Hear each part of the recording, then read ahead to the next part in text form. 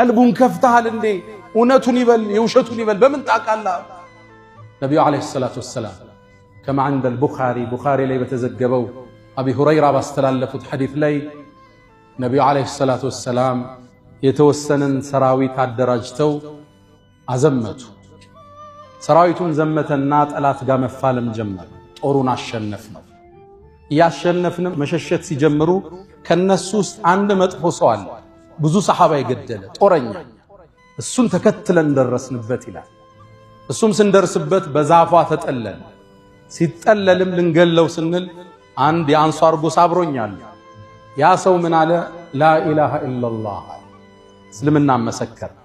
ያው የጦርነት ስትራቴጂ መሆኑ ነው። ሊገለው ስላለ አሁን ታጭበረብራለህ እንዴ? ስንት ሰው ገለህ? ሊገልስል ነው እንዴ? ገደልኩት ይላል። ሒቡ ረሱልላህ የረሱል ውድ ወዳጅ ነበር። አባቱንም በጣም የሚወዱት ሰው ነበር። ከዛ ነብዩ አለይሂ ሰላቱ ወሰላም የጦርነቱን ዜና ተቀበሉ።